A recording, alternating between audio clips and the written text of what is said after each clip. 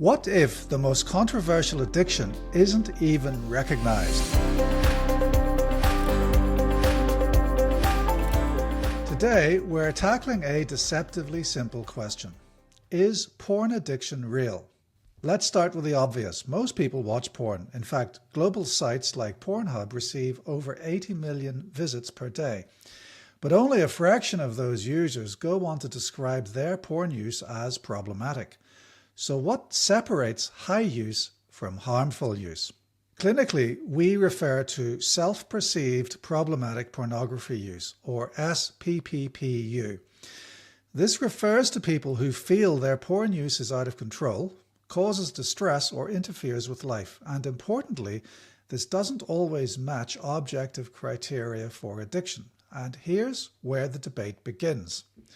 Unlike gambling, pornography addiction is not officially listed in the DSM-5. The American Psychiatric Association rejected the inclusion of hypersexual disorder, which would have covered porn use, due to a lack of consistent data. But in 2019, the World Health Organization included compulsive sexual behavior disorder in ICD-11. It is an impulse control disorder that includes compulsive porn use as one subtype. That gives it a clinical foothold, even if we're still arguing over what to call it. So what's actually happening in the brain?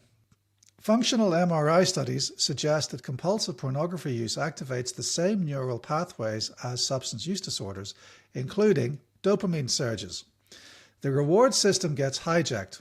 One 2014 study even found a negative correlation between porn use and grey matter volume in the brain's reward center. And that sounds a lot like addiction.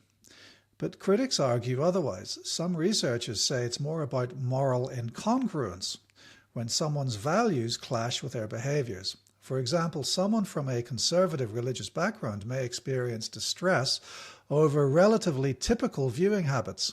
In those cases, it's not the use, it's the guilt. Still, subjective experience matters, and what keeps coming up in the literature is a loss of control. People report watching for longer than intended, skipping work, isolating from relationships, or even watching in unsafe contexts like work. That's not just embarrassment, that is clinical impairment. Now here's the tricky bit. Most of these people don't meet criteria for other diagnoses like OCD, depression, or anxiety, but they do share features like impulsivity, high neuroticism, or poor self-regulation. So what are we really treating? The field remains split between addiction models, impulse control models, and compulsive frameworks. But in practice, people are turning up in clinics asking for help, and as health professionals, we cannot wait for the DSM to catch up. That's why recent papers use the term problematic pornography use, or PPU, a more neutral term that doesn't rely on moral framing or diagnostic politics. Still, there's no gold standard assessment. Psychometric reviews have identified over 22 different screening tools. Some focus on craving, others in distress. Few of them agree on what counts as too much. So let's take a step back and ask, why are so many people falling into these patterns in the first place? Researchers point to the AAA engine: accessibility, affordability, and anonymity. The internet made porn instant, free, and endless. That combination is like jet fuel for compulsive use. And it's not just the content, it's the novelty. Each click delivers something new, triggering dopamine spikes in the brain's reward circuit. This is what behavioral neuroscientists refer to as supernormal stimulus, more intense than what evolution ever prepared us for. Now, some people can enjoy that without consequence. But for others, especially those with pre-existing vulnerabilities, it can act like a behavioral accelerant. Think trauma histories, emotional regulation difficulties, or social isolation. These aren't excuses, they are clinical flags. Another important angle is age of first exposure. Emerging data suggests that early exposure, sometimes before the age of even 12, may condition long-term compulsive patterns. Some users describe escalating to more extreme content to achieve the same arousal, mirroring tolerance in substance use disorders. And while we're on patterns, not everyone who struggles with porn use is watching excessively. For some, it's about when or why they watch. Viewing as a coping strategy for stress or loneliness often becomes a reinforcing cycle. Short-term relief, long-term harm.